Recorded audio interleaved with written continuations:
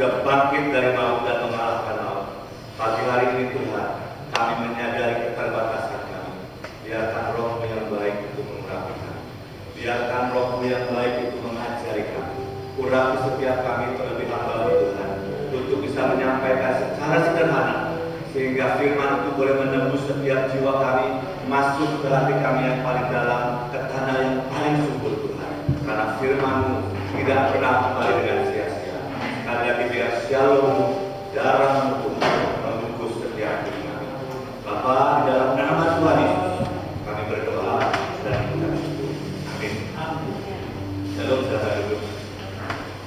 Pertama-tama saya mengucapkan banyak terima kasih kepada Bapak Gembala kita yang sudah memberikan kesempatan untuk saya belum kenal saya pribadi. Itu tidak mudah Bapak Ibu. Buat seorang gembala memberi riba buat orang yang belum kenal itu, kalau nggak dengar suara Tuhan dan punya hati yang besar, belum jalan. Udah jalan? Ya, oke, maaf. Ya, sekali lagi saya berterima kasih buat Bapak Gembala yang punya kelapangan hati. Ya.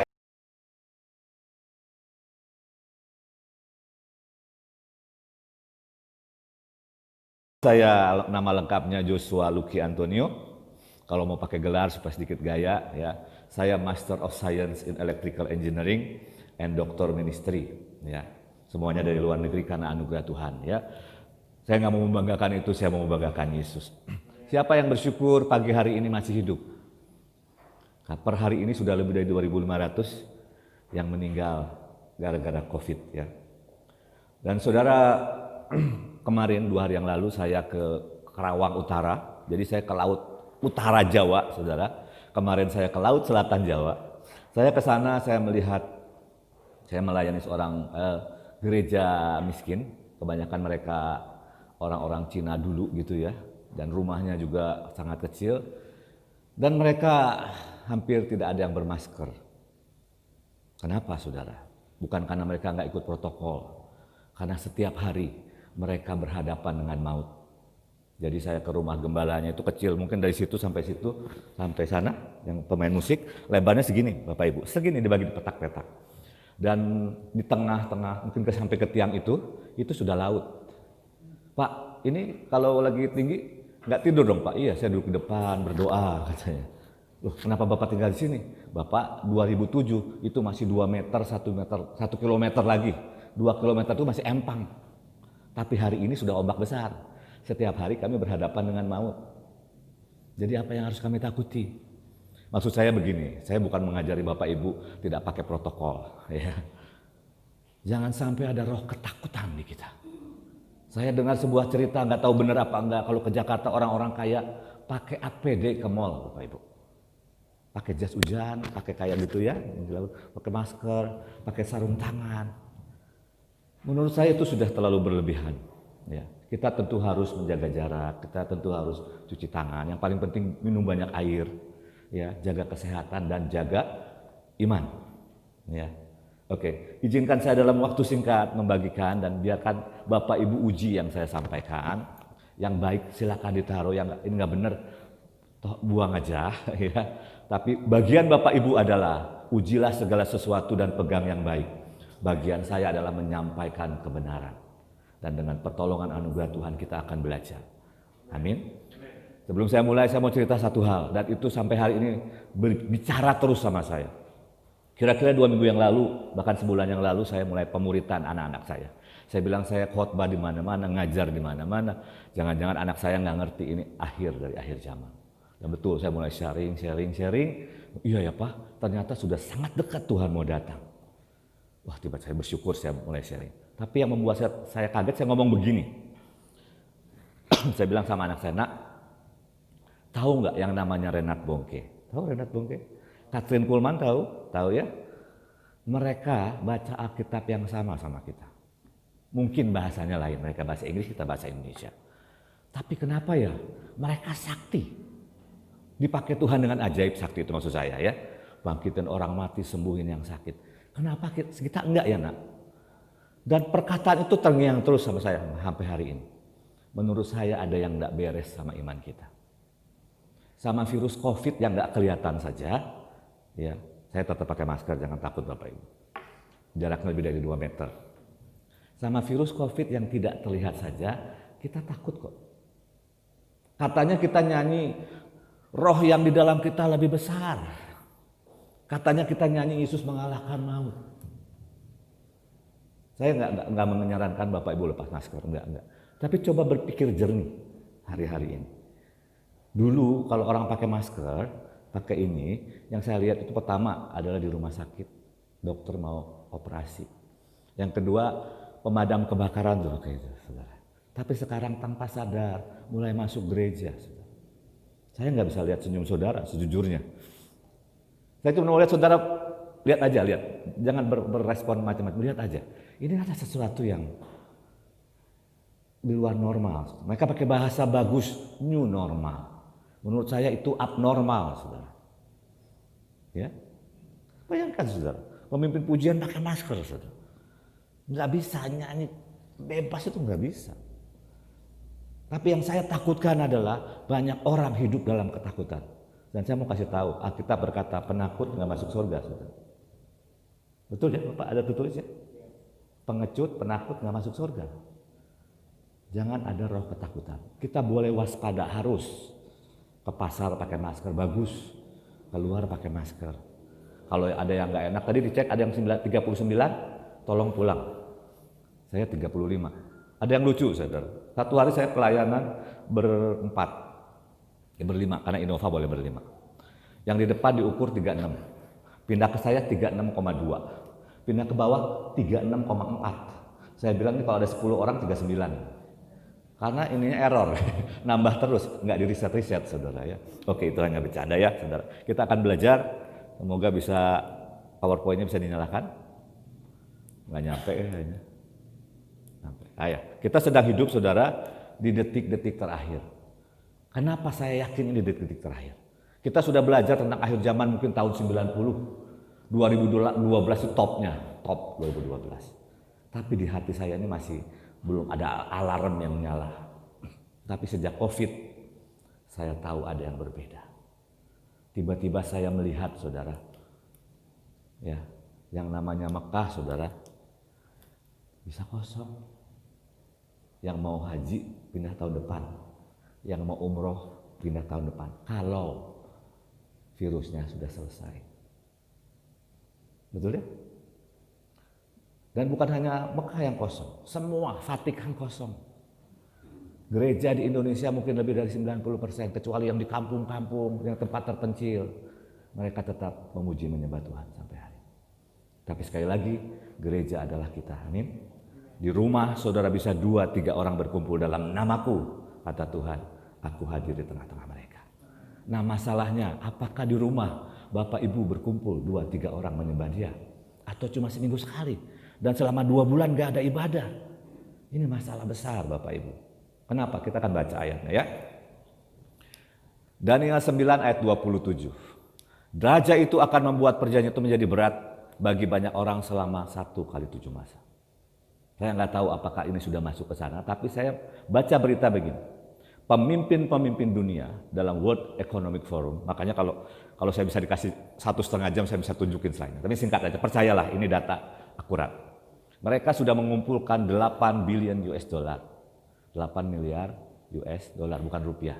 Untuk apa? Nyiptain vaksin. Pak, vaksin kan bagus. Oke, nanti saya jelaskan ya. Nah, mungkinkah itu perjanjian? Saya tidak tahu.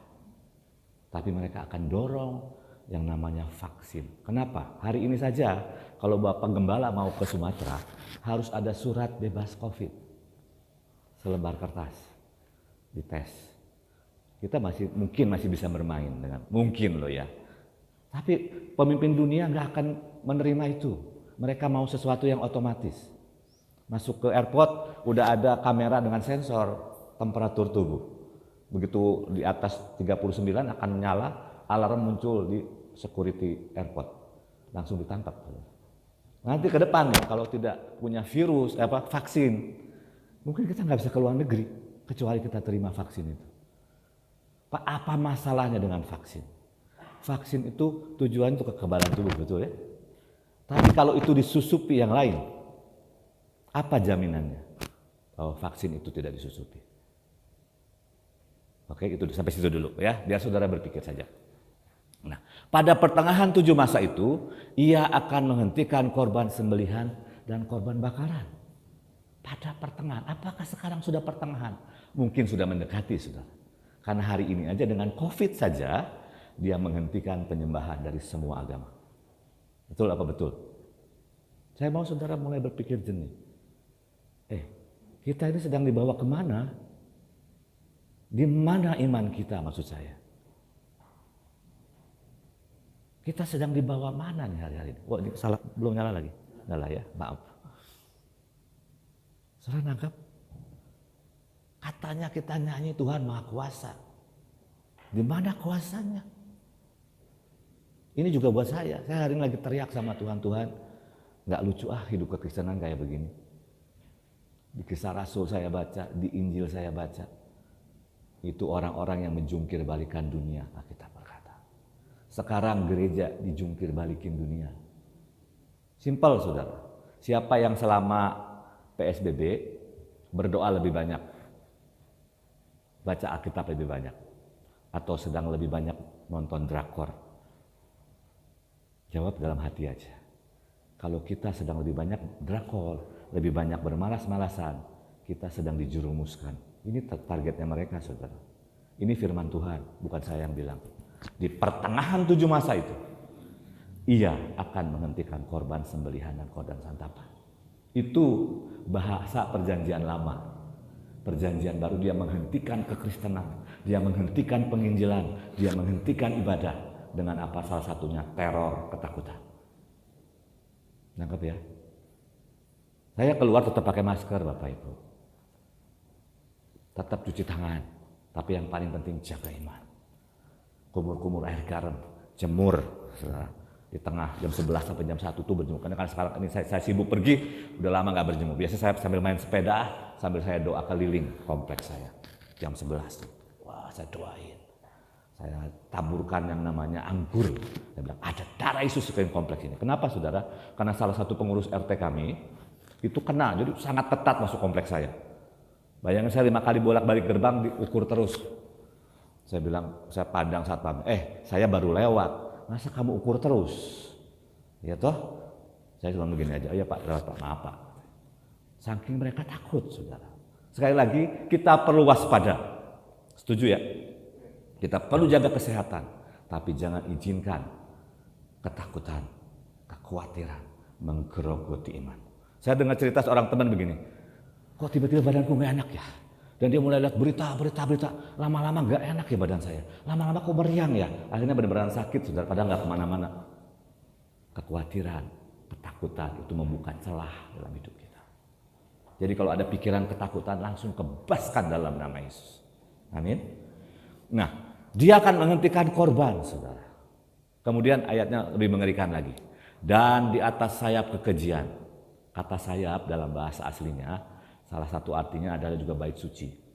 Makanya Yesus berkata di Matius 24 ayat yang ke-15, kalau pembinasa keji berdiri di bait suci, hendaklah para pembaca memperhatikan apa yang dituliskan dalam kitab Daniel. Pernah baca? Ini yang dituliskan oleh Daniel. Nah, kalau sampai antikris pembinasa keji sudah turun di bait suci, berarti sudah terjadi pengangkatan, Bapak Ibu. Nanti saya tunjukin ayatnya. Maka Yesus berkata, yang di kota lari ke gunung, betul? Dan engkau akan lari dari kota ke kota sebelum kau selesai mengelilingi Israel, anak manusia sudah datang yang kedua kali. Jadi menurut saya dengan tanda-tanda ini sudah menjadi alarm bahwa Tuhan sudah sangat dekat. Berapa lama lagi Pak? Alkitab berkata tidak ada seorang pun yang tahu. Mungkin 3 tahun, mungkin 5 tahun, mungkin 7 tahun, saya tidak tahu. Tapi tanda-tandanya sudah sangat dekat. Ya.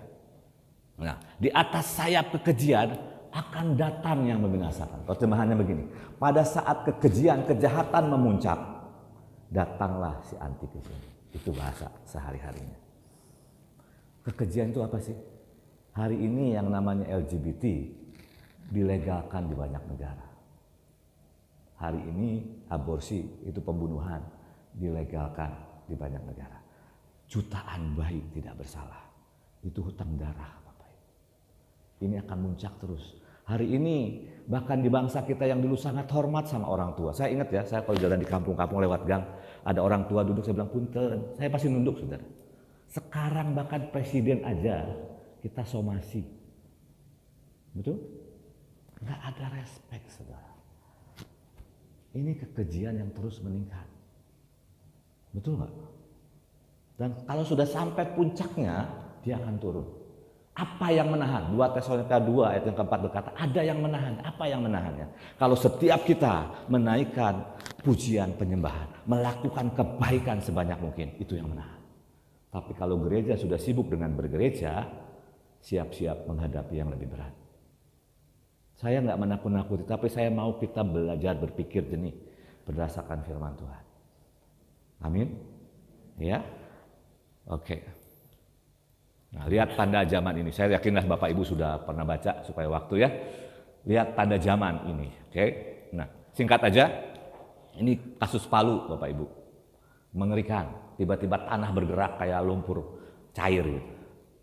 Nah, ini tren bencana di Indonesia akan terus meningkat.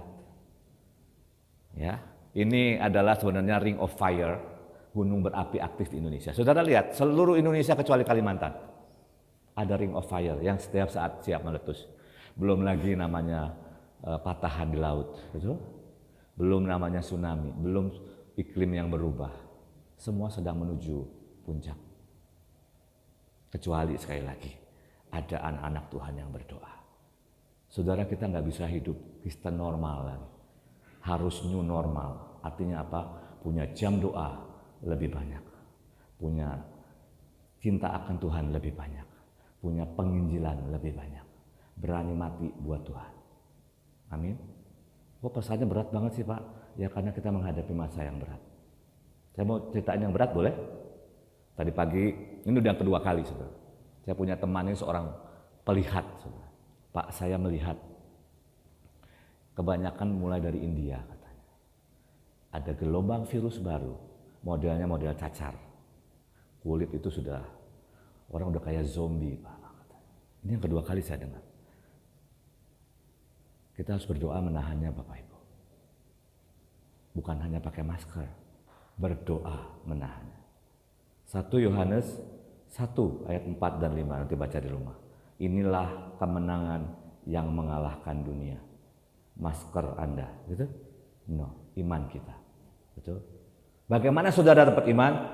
Kembali kepada Alkitab. Kembali baca firman Tuhan. Siang dan malam renungkan itu. Sampai firman mengubah hidup kita. Sampai seperti saya bilang sama anak saya, supaya kita sakti seperti Renat Bongke. Sakti seperti para rasul. Sakti seperti Katrin Kuhlman. Kenapa? Mereka orang-orang yang bayar harganya. Mencari Tuhan. Gak bisa normal-normal lagi. Saya nggak tahu dengan saudara. Tadi malam saya pulang jam 11 ya, kalau nggak salah ya. Jam 2:30 Tuhan sudah bangunin. Saya berdoa. Sempat ketiduran, jujur. Sangat capek nih badan. Terus saya tersungkur lagi, Roh Kudus tolong saya hari ini. Saya harus menyampaikan pesan dalam setengah jam. Sekarang saja sudah 20 menit Bapak Ibu. Tolong saya Tuhan. Untuk hidup berkenan kepadamu hari lepas hari. Mungkin ada Bapak Ibu yang dengar videonya Benny Hinn, beliau ditemui Tuhan dan Tuhan berkata, "Nak, waktunya lebih singkat daripada yang kamu kira." Dia bilang selama 3 tahun ini dia sudah tidak nonton TV, bukan berarti saudara nggak boleh nonton TV ya. Kerjaannya baca Alkitab, sharing sama orang, pelayanan, berdoa. Dia bilang kita harus mengenal Tuhan lebih dari dulu. Setiap hari, setiap saat, setiap detik hidup buat Tuhan. Karena kita sedang hidup di hari-hari terakhir. Saudara, kalau kita mati hari ini, kita percaya Tuhan Yesus, kita selamat. Saya yakin benar. Tapi, kalau kita masih hidup sampai Tuhan Yesus datang, belum tentu saudara dan saya diangkat. Syarat pengangkatan itu berat. Sama seperti orang mau keluar angkasa, syarat jadi astronot itu berat Bapak Ibu. Betul nggak? Ini untuk gambarin aja supaya otak kita ini bisa nyambung. Apalagi pengangkatan. Kita hilang nih, gravitasi nggak ada pengaruh sama kita. Saya membayangkan hari itu orang-orang mati yang dalam Tuhan bangkit. Tiba-tiba kita ketemu, "Hai Mam," saya akan ketemu mama saya. "Hai Mam," ya. Kita naik bersama-sama ketemu Tuhan. Itu mimpi saya, itu kerinduan saya. Dan Alkitab berkata, orang yang merindukan kedatangan Tuhan menyucikan dirinya sama seperti dia suci. Dan itu buat saya juga. Hari-hari ini beresin hidup kita. Amin. Ya, supaya cepat aja ya saudara ya. Nah, ini 2 tanda penting yang saya bilang tadi. Janganlah kamu memberi disesatkan orang dengan cara bagaimanapun juga. Sebab sebelum hari itu, kalau saudara baca Tesalonika dijelasin hari itu hari apa sih? Hari berkumpulnya kita bersama Tuhan di awan-awan. Ini bukan kedatangan Tuhan di bumi. Dia datang di awan-awan. Harus muncul dulu murtad. Murtad itu apa Pak? Tiba-tiba orang nggak percaya lagi dengan Tuhan. Nggak usah Tuhan-Tuhanan lah. Aku kecewa dengan Tuhan. Berapa banyak hari ini domba-domba yang sudah kecewa dengan Tuhan. Tapi kalau bahasa Inggris dibilang ini, akan terjadi great falling away. Tiba-tiba di mana-mana orang kecewa dengan Tuhan. Nah, kecewa dengan Tuhan itu tidak tiba-tiba. Mulai doaku nggak dijawab-jawab. Loh, kalau anak kecil, bapaknya langsung datang, betul nggak? Kalau udah SMA masih bapaknya bilang anakku ini ada kelainan. Artinya dituntut tanggung jawab, dituntut berdoa lebih, dituntut bekerja. Nah, banyak orang Kristen masih terus maunya baby, anak kecil, maunya disuapin gitu. Saya tanya nih ya, jawab di hati ya. Kapan terakhir kamu baca firman dan firman itu memberi makan hidupmu? Enggak cuma dari mimbar. Kita perlu dengar khotbah dari sini yang diurapi. Tapi saudara harus dengar dari Tuhan sendiri. Kenapa? Pesan ke 7 jemaat terakhir apa saudara? Barang siapa punya telinga, hendaklah ia mendengar apa yang dikatakan Roh kepada jemaat-jemaat. Kapan terakhir kali saudara dengar suara Tuhan? Saya setiap hari selalu, Tuhan please bicara sama saya. Tembusi saya. Bicara lewat firman. Bicara lewat khotbah mungkin yang saya dengar. Bicara waktu saya kesaksian tiba-tiba itu bicara buat saya juga. Saudara rindu mendengar suara Tuhan. Dombaku mendengar suaraku.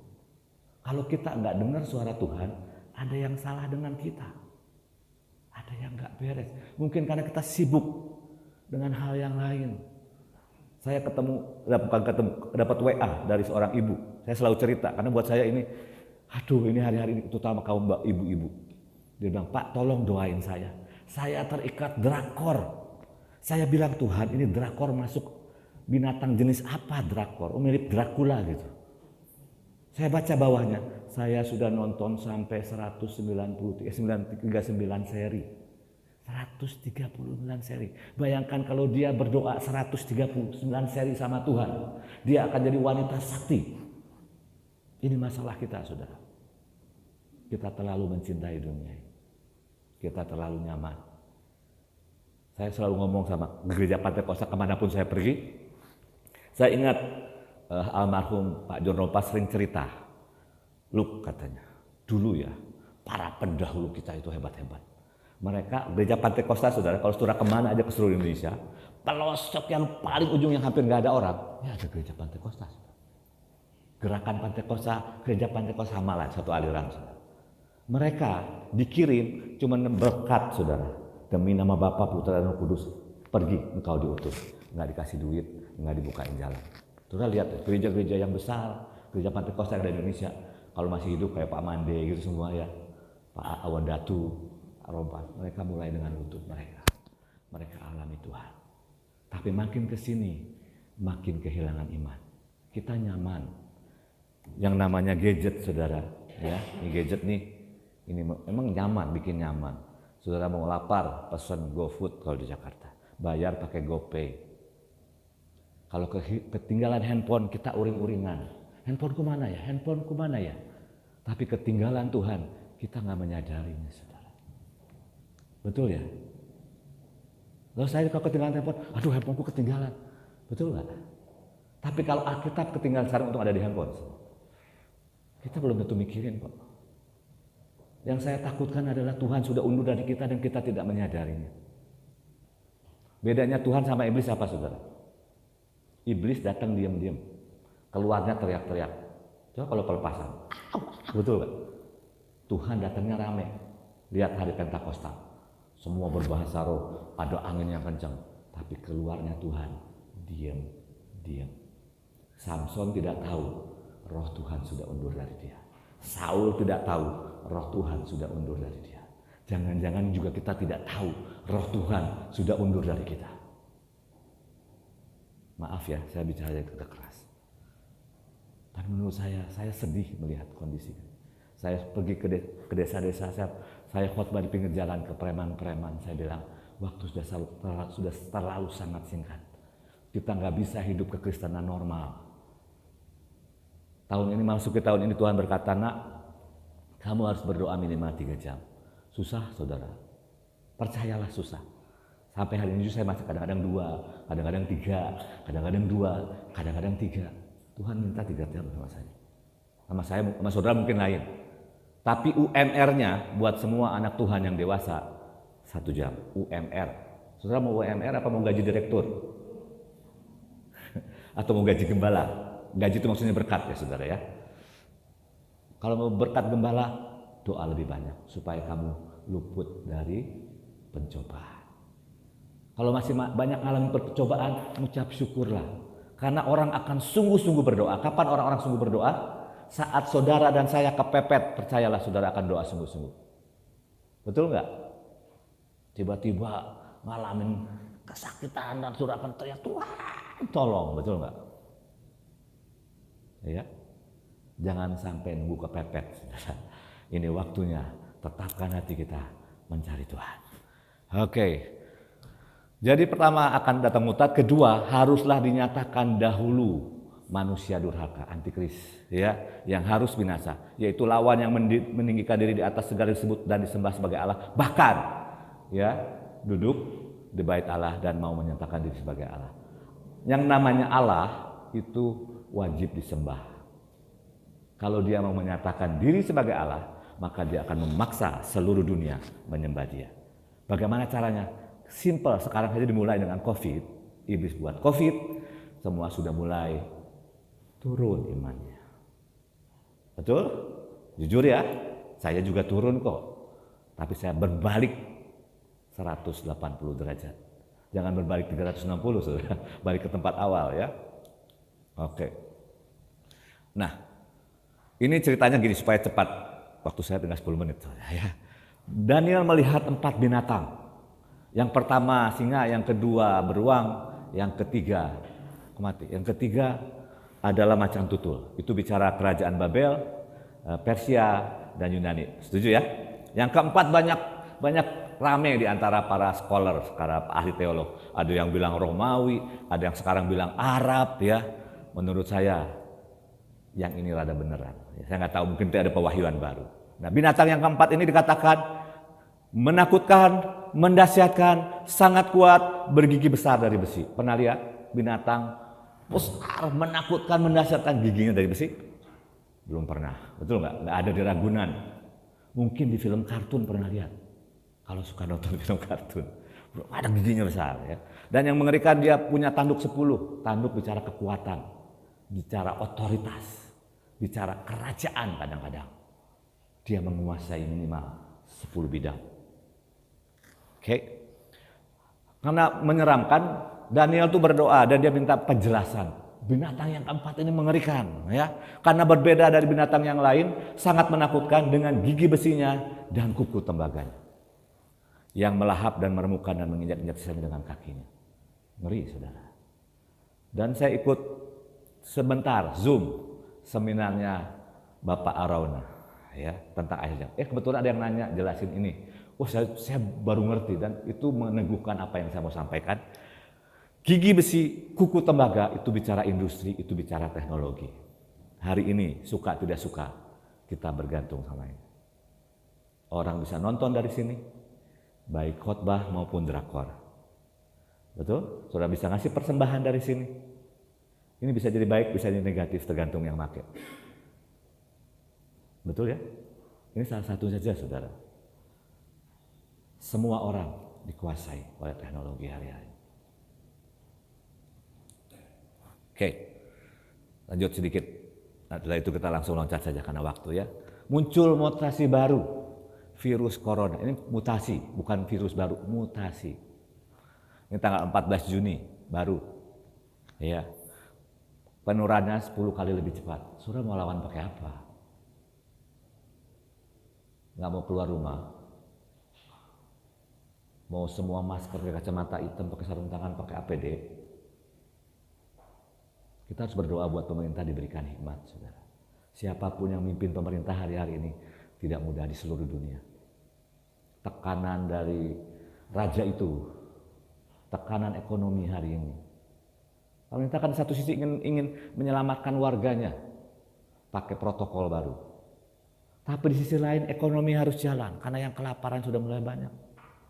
Yang pengangguran sudah mulai banyak. Kecuali sekali lagi anak-anak Tuhan, kita harus berdoa benar sungguh-sungguh. Gak bisa hidup Kristen biasa. Jangan egois. Tuhan kasih kita otoritas. Bahkan iman sebesar biji sawi memindahkan gunung kok. Ya. Sudah mau bersiap untuk new normal, terima nasib? Atau kita mau hidup sekarang atau kita bisa lakukan sesuatu untuk nasib kita? Saya seyakin-yakinnya, kalau seluruh gereja Tuhan ambil satu hari aja doa puasa, jerit minta belas kasihan Tuhan, bangkit, beres kok menurut saya. Ayatnya ada kok, 2 Tawarik 7 ayat 14. Dan umatku yang atasnya namaku disebut, merendahkan diri, bertobat, berbalik dari jalan yang salah, mencari wajahku, maka aku akan mengampuni dosa mereka dan memulihkan negeri mereka. Atau itu hanya perjanjian lama aja? Itu masalahnya. Seperti saya bilang sama anak saya, mereka itu orang-orang yang menjungkir balikan dunia. Kita ini orang-orang yang dijungkir balikin dunia. Karena kita nggak percaya firman Tuhan. Kita tidak menghidupi firman Tuhan. Kenapa saya bilang kita, termasuk saya? Saya lagi bertobat terus hari-hari ini. Setiap hari saya bertobat sama Tuhan. Oke, waktu saya habis ya. Kita lanjut saja cepat. Microchip. Karena waktu saya nggak mungkin bahas. Lain kali saja ya. Kecuali saya dikasih waktu. Sekarang microchip itu udah sebesar begini Bapak. Ini jempol. Nih, besar gitu. Itu bisa berisi seluruh data kita. Kayak biometrik semua gitu, semua ada di situ. Sidik jari ada semua, akun ada di situ semua. Dengan dia punya teknologi seperti ini, sangat mudah menghentikan apapun dengan tekanan internasional, dengan utang yang besar. Bertekuk lutut semua pemerintah, saudara. Kira-kira kebayang nggak buat dia menghentikan korban? Sangat mudah. Betul ya? Kecuali sekali lagi kita berdoa. Saya mau setel 2 klip dan kemudian 1 slide, itu kita selesai. Oke? Boleh tolong diklik play? Saya nggak tahu nyala nggak dari sini. Oh nyala. Saudara, ini teknologi yang baru, ya. Jadi nggak perlu disuntik-suntik kayak stiker, kayak tato. Orang sudah bisa cek jantung, detuk-detuk jantung, suhu, temperatur, ini Fahrenheit, jadi gede ya. Nah ini denyut jantung dengan sensor, ini pasti diperbesar sekian kali. Nah ya, saudara, ini teknologi sudah ready, sudah siap. Oke, lanjut aja ya. Nah ini menurut saya ini masih film. Tapi kalau sudah ada filmnya, orang sudah ngebayang buat aplikasi ini. Saudara. Oke, bisa bahasa Inggris ya? Ini dalam bahasa Sunda, saudara. Tolong telepon saya katanya. Ya. Nah, kamu duduk di depan saya. Itu sebabnya saya ngajak kamu makan. Tolong telepon saya. Sekarang ibunya masih belum ngeh apa yang terjadi dengan anaknya. Ting dong gitu ya kan. Nah, handphonenya di tangan, saudara. Dulu kita bercanda ya telepon begini. Sekarang beneran, saudara. Ya. Apa yang kamu lakukan? Ini aku Betoni. Kamu dengar nggak di saluran teleponmu? Aku ngomong sama kamu. Ibunya baru sadar. Oh Tuhan, gitu ya. Oh my God. Ini aku di telepon. Saya sudah menanam. Saya nggak tahu ini sudah acara atau film. Tapi ini keluar dari BBC One, ya. BBC One, bukan TV One, BBC One, beda ya. I have integrated. Nah, ibunya bilang, kamu kok membedah itu apa itu? Ibu, ini bukan bedah, ini cuma transplantasi kulit saja, seperti buat tato. Kamu juga ditato umur 18, dia bilang gitu ceritanya. Sekarang minta tolong kasih tahu apa ya, aku sudah buat ini. Tolong, itu bahasa ceritanya, oke? Karena waktu ya. Nah, teknologi ini terakhir. Sekarang mereka sudah bergerak di nano teknologi, 10 pangkat minus 9 meter, sejuta milimeter. Dulu kan ada istilah jalan ke surga seperti rambut dibelah 7. Ini bukan dibelah 7 Bapak, ini dibelah 100, dibelah 500. Kecil. Sampai dikata, ini tujuannya bagus. Supaya si nanorobot ini mengambil sel kanker. Tapi sekarang bisa saja disusupi untuk mengontrol umat manusia. Dipilih kalau nyembah aku kata antikris atau kesakitan akan berlepasan. Sangat mudah saudara. Sangat mudah. Ya, oke. Nah, tujuannya apa? Tidak seorang pun yang dapat membeli atau menjual selain daripada mereka yang memakai tanda itu, yaitu binatang itu atau juragan. Tujuannya ini, semua orang kalau mau jual beli harus ada tanda. Sama seperti sekarang ini uji coba. Kalau mau keluar kota, pesawat yang ada surat COVID. Kalau baik jangan beli. Nah, tujuannya kalau kamu nggak ada tanda itu, jangan makan. Dan kalau orang nggak makan, Alkitab menulis, ibu-ibu aja makan bayinya. Betul, pernah baca ya? Disembeli itu anak dimakan. Kalau orang berlapar itu gila. Dan mereka akan menguasai. Saya pelajari 9 gunung. 9 gunung itu apa Pak? Gunung gede, gunung pamukan. Sadar pangan, teknologi, kesehatan. Mereka kuasai semua. Kaki tangannya. Benih mereka kuasai. Bioteknologi mereka kuasai. Uang apalagi. Saudara, cuma satu yang bisa mengalahkan. Iman kita.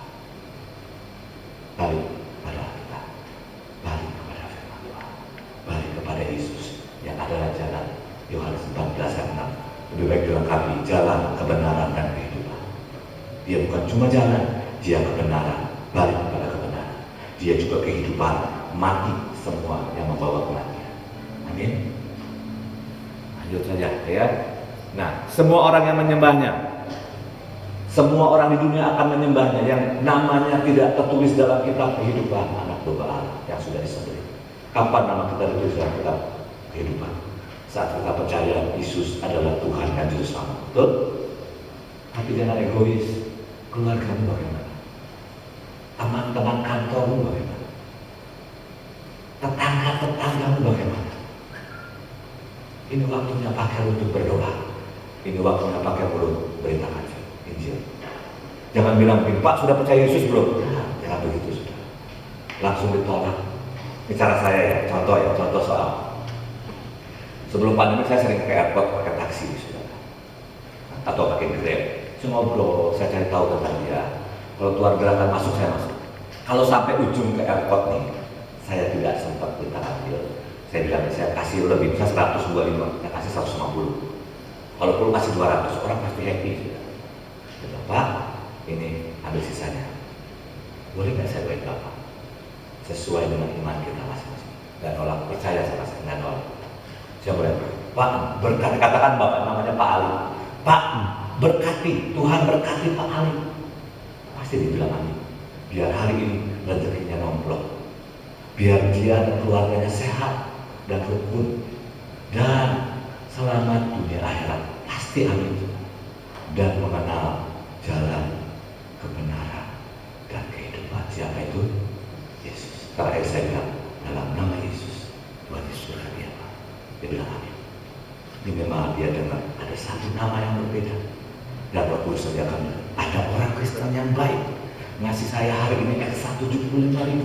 Itu akan terngiang-ngiang. Dia mulai cari tahu siapa itu Yesus. Sangat mudah, sangat sederhana. Kalau masih sembako pedagang asongan itu, jangan cuma kasih itu pekerjaan sosial. Yang mereka butuhkan adalah Injil. Minimal Tuhan Yesus berkati. Kalau masih pengemis, jangan 500, kasih 5.000. Matanya terbelangak, bilang Tuhan Yesus makasih. Terus banyakkan kalau saudara buat itu. Itu simpel. Kalau saudara lebih dulu lakukan, saya dulu waktu saya masih muda. Saya punya teman namanya Rudi, orang Maluku. Itu waktu saya deg-degan sama dia kalau pergi naik angkot Pak. Itu ada 3-4 orang. Langsung, kamu sudah dengar nama Yesus belum? Waduh, saya deg-degan sebenarnya. Enggak apa kabar, langsung. Tapi ada orang-orang kayak begitu. Ya, semangatnya memberitakan Injil. Itu lebih baik daripada orang yang sekedar ke gereja setiap minggu, nggak pernah cerita tentang Yesusnya yang ajaib. Akhirnya nggak pernah ngalamin Yesus itu yang ajaib. Terus saya pernah ditangkap di Kodim, di BAP polisi, dan beda 3 kali. Itu kemuliaan yang saya bawa ke surga. Sudah bawa kemuliaan ke surga. Ya, saya menghilang di lautan 24 jam digoyang-goyang gitu ya. Pernah saya alami. Masuk hutan keluar hutan, saya sering lakukan. Kenapa? Paulus berkata semua aku anggap rugi karena pengenalan akan Yesus lebih mulia dari semua. Dan aku ingin mengenal kuasanya yang membangkitkan dia dari orang mati dan menjadi serupa dengan kematian. Di mana kebanggaan itu? Maaf ya, khotbah saya keras. Kita lanjut. Nah, masalahnya kalau kita terima tanda binatang itu, ayatnya baca sendirian supaya cepat ya. Wahyu 14. Kita masuk neraka, kematian kekal. Oke? Nah, masalahnya Pak, syarat pengangkatan tinggi Bapak Ibu. Saudara harus punya pelita yang menyala dengan minyak dalam buli-buli. Betul? Terima darah bijaksana. Pelitamu menyala hari ini. Apakah kau penuh Roh Kudus hari ini? Setiap hari kita nggak tahu dia datang.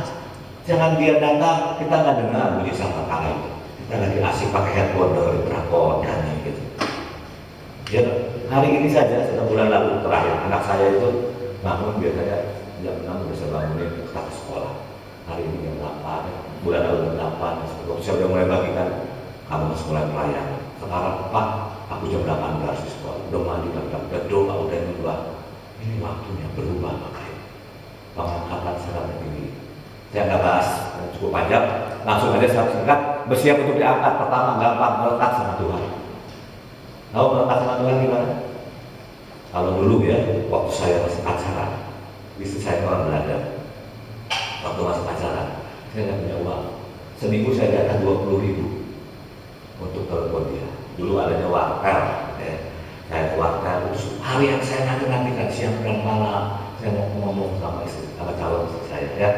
Telepon udah tik 5.000 dong nyambung 10.000, 15.000, tiba-tiba halo ya, mati sudah. Ya.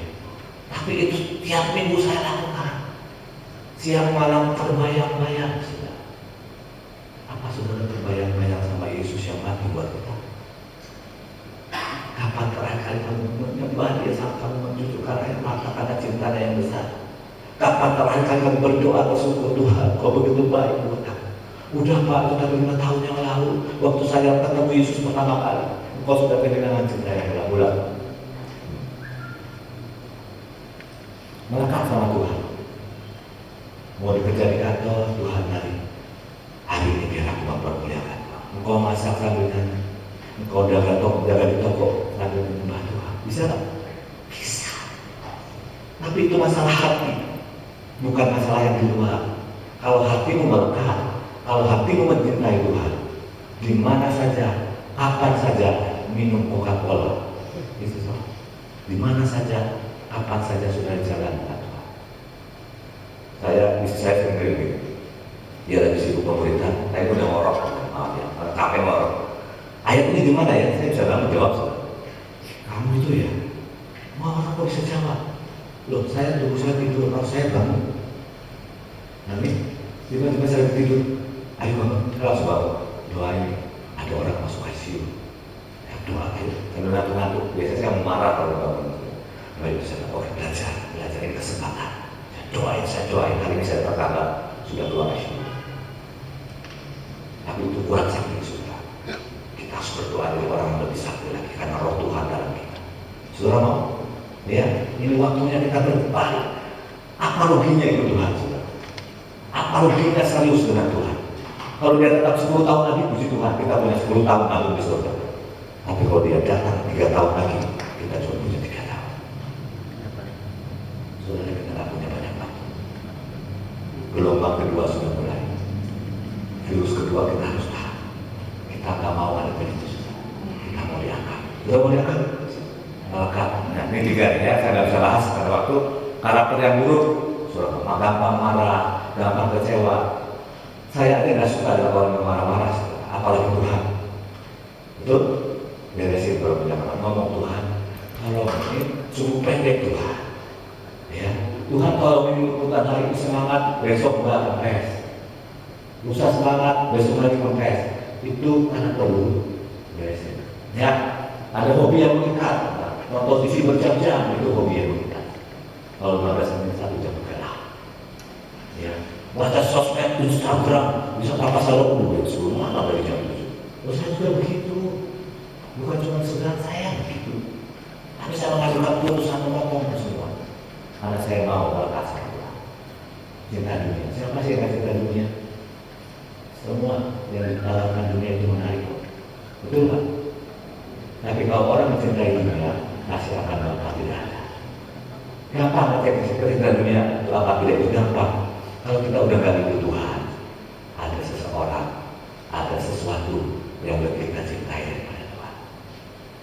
Karena Tuhan bilang kalau kamu mencintai dunia, kasih akan aku tidak ada. Tapi kalau hatimu itu membara buat Tuhan, dunia harus keluar. Gak bisa, dia tidak bisa dijualkan, dia Allah yang sempurna. Oke? Dan tentu saja ya, saat Tuhan, saya mau ajak terakhir saja, satu ayat lagi apa ya? Ayat sudah selesai. Oke. Nah, ini, nah ini aja, saya ubah kisah saudara. Sangat berat, Tuhan itu semua sejauh Tuhan. Yang saya sudah bahas tadi, saya ubah semua berdua.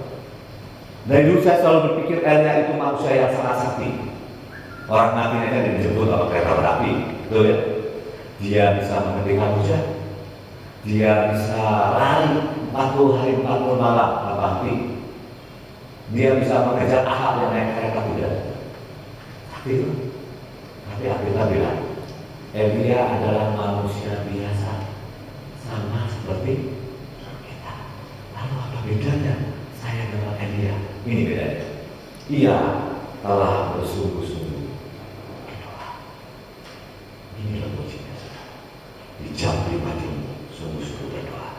Datang ibadah, bersungguh-sungguh ibadah. Angkat tangan dengan setengah tiang. Saya belajar hari angkat tangan full. Kalau saya nggak bisa nyanyi lebih baik saja. Tuhan aku nggak bisa nyanyi lagu ini. Karena aku tahu kalau aku nyanyi lagu ini aku munafik. Contohnya ya. Tak pernah ku bawa selain yang terbaik. Betul. Sudah bisa nyanyi lagu itu? Kadang-kadang saya nggak bisa. Saya tahu hari ini pagi-pagi saya ketiduran. Tuhan saya berbeda yang terbaik. Tapi kalau pagi-pagi saya oke gitu ya. Tuhan hari ini aku semangat ngomong nyanyi lagu itu karena aku. Seringkali kita nggak mikir sih kalau nyanyi. Ya, nggak mikir cuma cuap. Lebih baik. Elia adalah manusia biasa, tapi dia sudah sungguh-sungguh berdoa. Kalau dia bisa menutup langit supaya tidak hujan, bisa membuka langit supaya tidak hujan, kita juga bisa. Sama kan manusia biasa. Kalau kita nggak bisa, karena kita tidak punya iman. Kalau kita nggak bisa, karena kita tidak sungguh-sungguh berdoa. Semua tokoh-tokoh iman saya pelajari yang namanya Paulus itu doa puasa. Apa terakhir doa puasa? Yang paling susah itu puasa gadget saya. Coba sehari nggak buka gadget. Sehari itu kamu cuma buka Alkitab. Susah. Anak saya itu suka banget YouTube, Instagram. Satu hari kita disuruh puasa. Papa, aku nggak bisa. Berbayang sudah bukan makan sudah. Anak milenial itu lebih Alkitab dengan gadget. Tapi poinnya adalah ayo tertarik. Ini doang tertarik. Ini karena waktu sudah habis. Saya berjanji ke desa jam tidak ada setengah jam. Tapi bukan terus. Bapak hamba sudah sampaikan firman-Mu. Mari Roh Kudus tolong ikan. Izinkan saya 1-2 menit untuk mengajak Bapak Ibu melahirkan yang Tuhan. Coba lihat hidup kita. Apakah kita sedang melekat dengan Tuhan? Apakah kita sedang mempercayai Tuhan? Atau sejujurnya hari ini kita sedang hidup dalam kata Tuhan? Kita tidak percaya kuasa Tuhan. Kita tidak sedang mencintai Tuhan. Hanya saudara yang tahu dan Tuhan. Saya tidak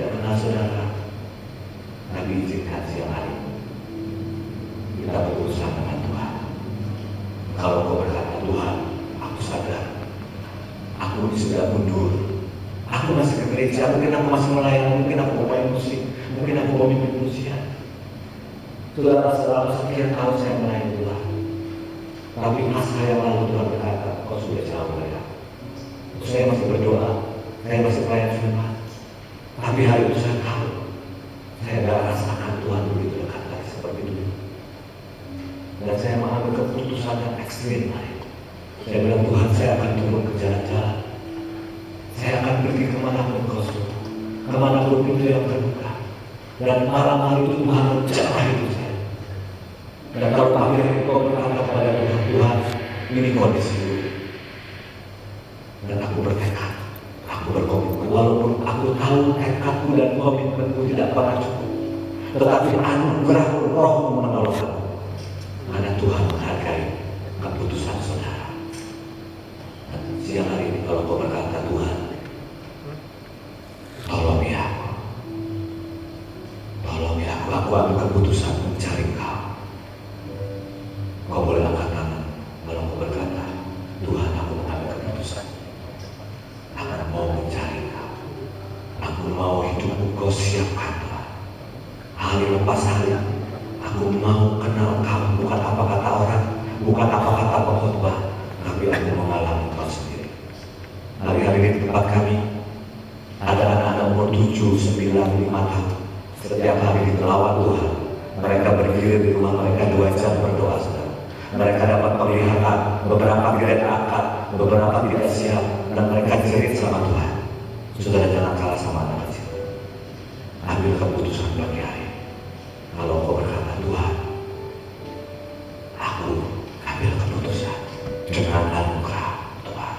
Dan saudara benar-benar sadar, saudara benar-benar bermaksud, you mean it, kau bermaksud, bukan sekedar kata-kata, bukan sekedar emosi, tapi kau sadar, kau butuh Tuhan. Mari berdiri di depanmu, saudara. Saya mau berdoa buat saudara. Jawab ya. Tuhan, kau yang mereka angkat tangan, mari berdiri di tempat. Saya tidak undang saudara teman, berdiri di tempat. Kau yang berkata, Tuhan, aku tahu, aku jauh dari standar. Aku jauh dari standar kita. Mari angkat tanganmu, jawab ya. Saudara, jangan respon saya, respon Roh Kudus yang bicara di hatimu. Ku jawab ya.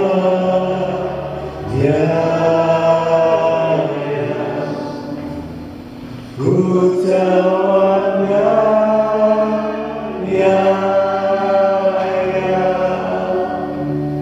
Ku jawab ya. Mari pejamkan mata semua, berurusan dengan Tuhan. Ku jawab ya. Dan musik saja malam lembut. Mari kita berdoa sama Tuhan. Dia Bapa yang baik. Dia Tuhan Juru Selamat yang mati, mencurahkan darahnya buat kita semua. Ngomong sama dia, Tuhan, ini hatiku. Sudah lama aku tidak rasa kamu. Sudah lama aku tidak bersungguh-sungguh baca Alkitab. Sudah lama aku tidak berdoa, tidak bisa berdoa, tidak bisa menemani kamu. Engkau hanya mungkin seminggu sekali ke gereja, dan sudah lama juga gereja di rumah online. Tapi puji Tuhan hari kita bisa bersama-sama. Kekristenan bicara hubungan. Tuhan, ciptakan di hati kami haus dan lapar. Ciptakan di hati kami kerinduan. Tolong kami, hamba tidak lebih baik dari siapapun, tidak lebih baik dari anak-anak. Kami perlu anugerah-Mu, kami perlu kasih sayang, kami perlu Roh-Mu kembali memenuhi hidup kami. Tolong kami Tuhan, memberes setiap karakter yang buruk. Tolong kami Tuhan, menghabisi, membereskan semua hobi yang mengikat kami, yang merusak hubungan kami dengan Tuhan. Tolong kami mencintai Kau lebih dari apapun. Bapak, saudara saya berbicara, kami berdoa buat setiap anak yang berdiri. Roh Kudus, mari Kau penolong kami. Kejar Tuhan, seperti Kau mengejar kami. Kejar Tuhan, biar firman ini bicara keluar dalam hidup mereka. Anak-anak mereka, Tuhan, sampai kami bertukuk lutut di hadapan, karena kami tahu Kau mencintai kami. Apapun yang Kau lakukan dalam hidup kami tahu itu baik. Tidak ada rancangan jahat di hatimu Tuhan. Mari Bapak, ini anak-anak, ini anak-anak, ini domba-domba Tuhan Yesus. Silakan bicara lewat mimpi, lewat penglihatan, lewat khotbah, lewat apapun. Hamba sudah saya bicara. Dan di dalam nama Yesus, memantaraikan semua yang daripada firman dan kesaksian, semua yang dari kemanusiaan hamba Tuhan, hapuskan demi nama-Mu, biar nama-Mu dipermuliakan. Dan di dalam nama Yesus, semua yang percaya kepada